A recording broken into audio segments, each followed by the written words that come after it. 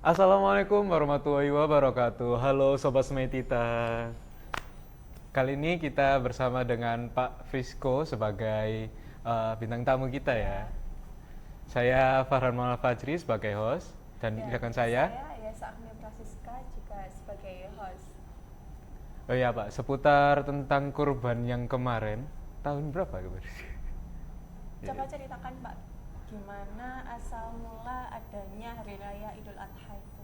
Oh ya, jadi begini, kita kan ini masih suasana Dhul Hijjah ya. Iya. Kita masuki tanggal 14 Dhul Hijjah, yaitu kemarin kita telah melaksanakan ibadah rutinan tahunan, yaitu penyembelihan hewan kurban bertepatan pada Hari Raya Idul Adha 10 Dhul Hijjah, juga hari tasyrik 11, 12, 13. Kalau kita bicara tentang maknanya, filosofisnya, ibadah kurban ini berdasar pada sejarah umat yang panjang, yaitu pada masa Nabi Ibrahim. Jadi ketika itu Nabi Ibrahim bermimpi. Dalam mimpinya itu beliau diperintahkan oleh Allah untuk menyembelih anaknya, Nabi Ismail. Dilema saat itu, Nabi Ibrahim dilema karena sudah menunggu hampir, dalam beberapa hadis ada 70 tahun, bahkan ada yang ratusan tahun untuk mempunyai anak. Karena saat itu Nabi Ibrahim ketika menikah dengan Siti Sarah, istri pertamanya, tidak punya anak, lalu menikah dengan Siti Hajar, punya anak Ismail. Itulah ketika anaknya sudah beranjak mau dewasa, oleh Allah diperintahkan untuk menyembelihnya. Nabi Ibrahim diuji oleh Allah. Bagaimana Nabi Ibrahim rasa cintanya pada anaknya yang ditunggu-tunggu, dan Allah mengabulkan. Apakah rasa cintanya itu pada Allah melebihi cintanya pada anaknya? Itu ceritanya. Lalu ketika Nabi Ibrahim mendapat perintah untuk menyembelih anaknya, itu tidak langsung dilaksanakan. Nabi Ibrahim di sini ada namanya diskusi, meminta pendapat antara ayah dan anak. Ya. Jadi ketika Nabi Ibrahim menyampaikan, wahai anakku ya bunaya, bagaimana tanggapan kamu tentang mimpiku? Aku bermimpi diperintahkan untuk menyembelih kamu. Lah, disinilah jawaban bijak seorang anak. Ya.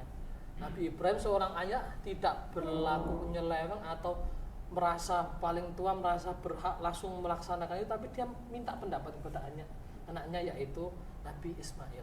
Nah, Nabi Ismail bicara sama ayahnya Nabi Ibrahim, wahai ayahku, jika itu perintah Tuhan maka laksanakan.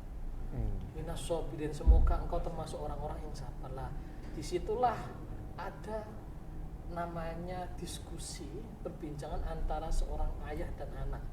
Kalau kita tarik lagi, seorang anak tidak boleh mengabaikan apa yang diperintahkan ayah, dan ayah tidak boleh bersifat sewenang-wenangnya. Dia harus mendiskusikan apapun itu terhadap anaknya. Misalnya Mas Farhan lulus mau kerja, nah tapi ayahnya ingin Mas Farhan kuliah, lah maka harus ada diskusi di situ antara Mas Farhan dan ayah untuk mengambil yang terbaik. Apakah nanti akhirnya diputuskan tetap kuliah dengan paginya kerja, lah itu harus ada itu. Ayah tidak boleh sewenang-wenangnya, dan anak harus mampu mengutarakan pendapat dengan pendapat yang logis, ilmiah seperti itu. Lalu dengan kerendahan hatinya Nabi Ibrahim pun melaksanakan perintah Allah, yaitu menyembelih. Dalam tataran itu ya, ini nanti terkait ibadah haji, yaitu ada lempah jumroh. Lah, ketika Nabi Ibrahim akan menyembelih anaknya itu, Nabi Ismail ya, melewati suatu daerah lah yang sekarang dinamakan Jumroh Aqobah Musta'ula itu. Lah, disitulah setan menggoda Nabi Ibrahim. Ya. Woi Ibrahim, awakmu cek goblok iki kan dibijuki ya. Kamu selama hidupmu gak punya anak, tidak punya ayah, kok disuruh nyembelih. Setan menggoda itu. Lah, di situ ada tingkatan yang paling setan kecil ya, itu ada ulah, tengah wusta yang paling besar Aqobah, dan 3 kali itu. Lah, lalu Nabi Ibrahim tahu setan itu dalam wujudnya itu manusia saat itu dia mendo-mendo menjadi manusia itu dilempar oleh Nabi Ibrahim dan Nabi Ismail. Dilemparlah, itu asal sejarah ibadah haji salah satunya lempar jumroh itu. Lah ketika dilempar itu sampai pada suatu tempat, ya, suatu tempat itu, lah ketika Nabi Ibrahim mengasah pisaunya dan akan menebaskan ke lehernya Nabi Ismail, Nabi Ibrahim itu terjadi dialog ya antara beliau bahwa sama-sama ikhlas, dan ketika menggesekkan pisau itu di leher, ya ternyata pisaunya itu tidak mempan. Lalu turunlah malaikat Jibril membawa seekor kambing domba, yang mana dalam beberapa cerita Israiliyat dalam Al-Quran dan tafsir diceritakan itu kambing dari kurbannya anaknya Nabi Adam, yaitu Habil ya. Jadi Habil itu waktu kurban saat itu menyerahkan kambing, dan kambing itu diangkat lalu diturutkan saat peristiwa terjadi. Itu asal muasalnya, dan bacaan takbir Allahu Akbar, Allahu Akbar, Allahu Akbar, Allahu Akbar walillahil hamd itu menunjukkan bagaimana daging dan darah ini ialah bentuk kecintaan kita terhadap Allah, keikhlasan kita menyerahkan sebagian harta itu. Itu secara filosofisnya itu. Ini apa? Yang syarat buat hewan kurban itu disembelih itu apa aja, Pak? Iya. Dulu kelas 10 tidak pernah ikut pelajaran ya Mas Farhan ini ya. Loh, teman. Waktu pelajaran mungkin tidur ya. Jadi ada syarat-syarat khusus untuk penyembelihan hewan kurban ya, yang disyariatkan oleh Islam. Yang pertama ialah tidak adanya unsur cacat, baik pincang, buta dan sebagainya. Lalu diutamakan jantan. Kenapa kok diutamakan jantan? Secara ilmu peternakan itu sebagai upaya kita untuk menjaga peranakannya. Ketika kalau kita menyembelih hewan betina, berarti kan memutus untuk keturunan yang berikutnya, maka diutamakan jantan. Lalu ada syarat yang istilahnya ialah poil. Poil itu cukup umum, yaitu usia dalam sapi maupun kambing yang mana ditandakan dengan giginya yang copot, poil. Untuk sapi biasanya usia sekitar rentang 2 tahun. Untuk domba itu lebih cepat, biasanya 1 tahun, kambing 2 tahun lah. Syarat-syarat ini juga menjadikan bahwa Islam itu menjaga kelestarian hewan itu. Jadi tidak semua hewan, misalnya kambing kecil boleh disembelih, tidak. Tapi syarat jantan, terus tidak buta dan sebagainya, terus juga poil tadi sebagai cara Islam melestarikan itu. Lalu dalam penyembelihan yang sering kita lupakan yaitu ada adab-adabnya. Ada penyembelihan seperti contoh ialah tidak menunjukkan prosesi penyembelihan hewan saat hewan yang lainnya belum disembelih. Jadi misalnya sapi A ya disembelihlah, itu kita harus tetap menutup. Jadi ya, sapi yang sebelum yang mau disembelih itu supaya tidak mengetahui itu. Biar enggak gitu lah. Ya, jadi hewan itu punya naluri, punya rasa takut juga. Hewan itu punya rasa takut dan direspon bermacam-macam. Jadi kalau kalian lihat video di TikTok, IG, sapi sampai lari menendang itu karena dia merespon dari apa yang dia lihat, rasa takut itu dia bereaksi seperti itu. Ya, jadi Islam mengajarkan ada adab-adabnya seperti itu. Yang pertama, yang kedua ialah mengasah pisau lebih tajam. Ya, ini kemarin saya baca salah satu jurnal di Amerika itu menyatakan bahwa kalau di Amerika itu untuk nyembelih itu dibius dulu, nanti supaya meminimalisir rasa sakit katanya, juga tidak pola terjadi macam-macam, dibius langsung disembelih. Nah, sedangkan kemarin kan waktu penyembelihan banyak dari animal welfare itu juga menyatakan penyiksaan dan sebagainya. Nah, Rasul sendiri menyebutkan hewan yang disembelih secara langsung dengan pisau yang tajam, dengan hewan yang dibius dulu semua disembelih itu, ketika dia menggunakan alat ya semacam pendeteksi rasa sakit itu masih merasakan sangat sakit ketika dibius, karena dia dalam kondisi tidak sadar. Disembelih itu rasa sakitnya lebih tinggi daripada yang secara sadar langsung disembelih. Islam mengajarkan itu, tajamkanlah pisau supaya tidak menyiksa hewan. itu adab-adab yang harus ditekankan. Jadi walaupun tidak disembelih di rumah pemotongan hewan, tapi di masjid-masjid seharusnya menerapkan adab-adab itu sebagai bentuk kesunahan kepatuhan pada ajaran Nabi kita. Nah, tadi kan Mbak Frisko kan bilang kalau daging kurban itu dibagikan secara gratis ke masyarakat. Kemarin saya ada melihat sebuah berita, ya, ada sebuah daerah yang dagingnya itu dijual kepada masyarakat, tetapi harus membayar. Nah, tanggapan Pak Frisko bagaimana? Jadi kurban ini kan sunnah ibarat ya, bukan wajib. Sunnah yang muakkadah dianjurkan.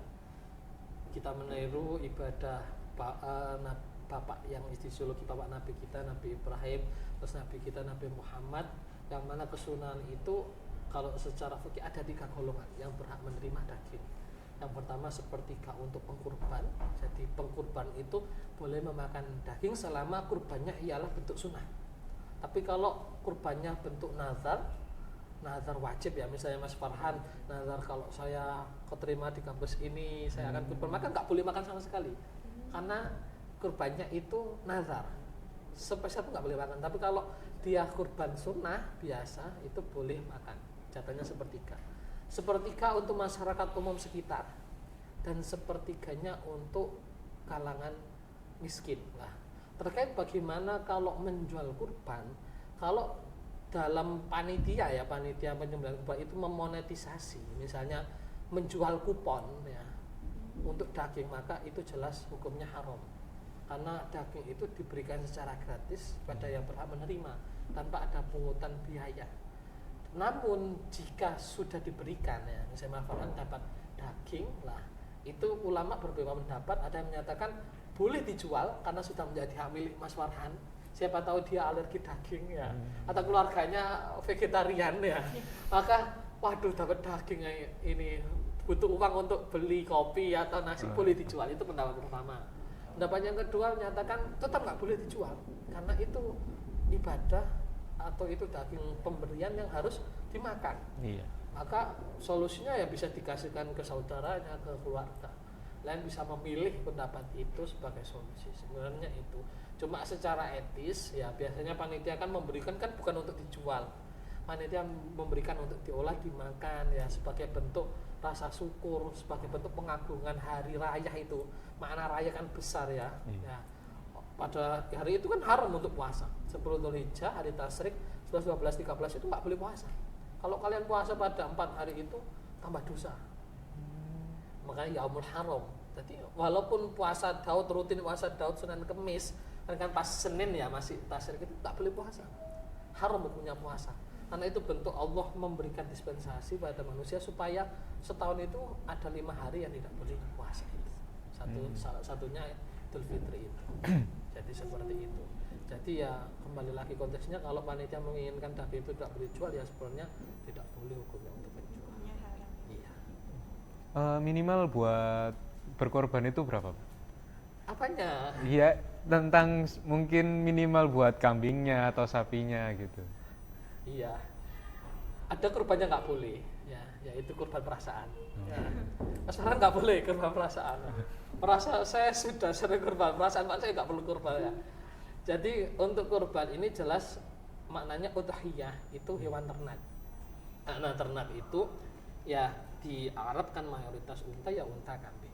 Kalau kita bicara yang paling utama ya secara sejarah itu Nabi Ibrahim mencontohkan ketika diberikan itu kan kambing, penyembelihan yang mengganti Nabi Ismail itu kan kambing.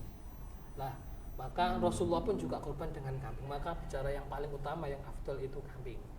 Cuma di Indonesia orang-orang lebih suka sapi ya, maka seakan-akan sapi itu lebih baik daripada kambing. Padahal afdalnya tetap kambing. Karena kita bicara sunat, apa kita meniru yang digunakan Rasulullah ya seperti itu kambing. Nah, lalu apakah gimana terkait sapi? Dan lah di Indonesia itu kan dia ada unta ya, bergeser sapi termasuk hewan ternak boleh. Di daerah Kudus itu malah bukan sapi tapi kerbau.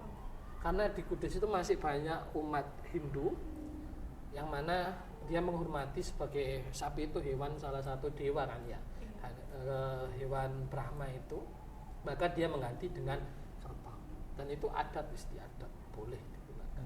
Cuma dalam syariat itu diutamakan menyembelih hewan yang tadi syarat-syarat poil, jantan juga yang gemuk ya. Karena menyembelih itu dengan gemuk itu bisa dirasakan manfaatnya dagingnya orang-orang yang banyak. Jadi seperti itu ya. Cuma karena biasanya keterbatasan dana ya pokoknya kalau kami yang kecil ya tetap. Karena di hadis Nabi itu darah dan daging itu tidak akan pernah sampai kepada Allah.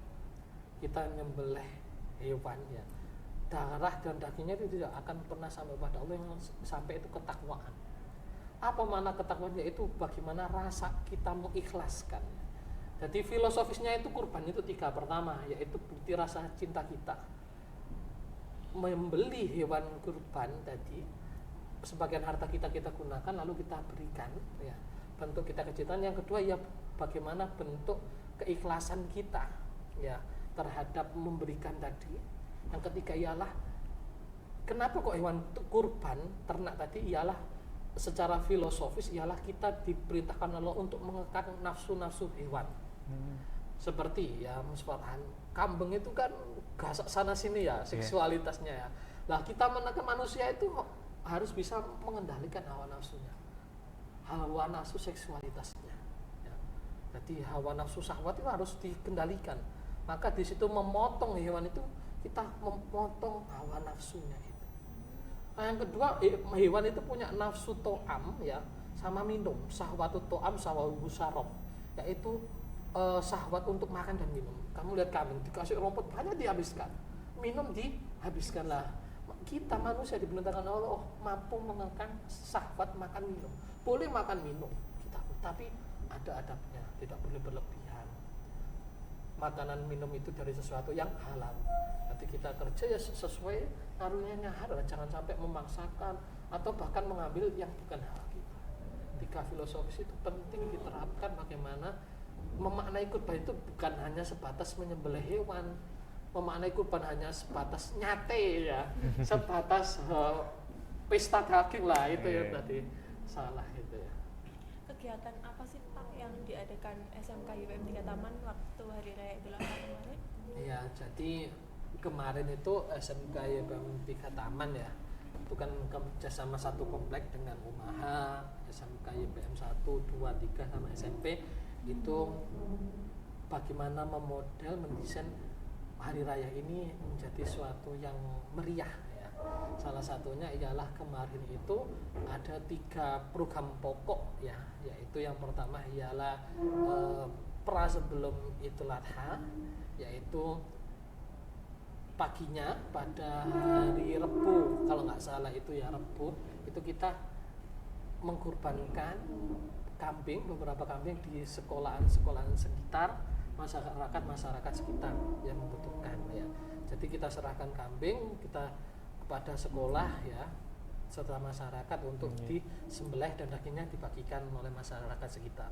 Lalu pada malam hari raya ada takbir di sekolahan ya, di tempat di Masjid Ma'arif, di Masjid Nurul Islam, sebagai bentuk syiar kita untuk memeriahkan, kita menginfokan, kita bertakbiran, kita memuji Allah, kita mengakukan nama Allah gitu. Lalu pada hari Idul Adha-nya, yaitu kita menyembelih pada hari tasyrik, hari Rabu itu ya, hari tasyrik yang pertama penyembelihan dilakukan di kompleks Megare sana ya.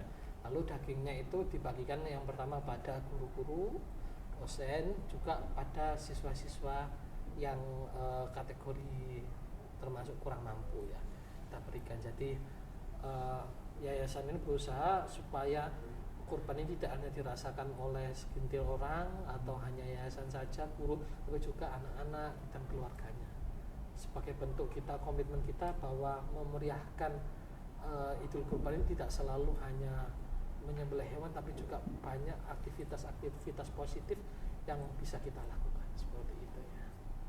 Pak, bagaimana sih Pak cara menyembelih hewan dengan benar? Karena kemarin itu sempat saya baca di internet, ada sapi sudah disembelih namun masih bisa berdiri. Seperti itu Pak. Ya saya juga lihat ya sapi hitam ini ya. Ya, jadi ada tekniknya.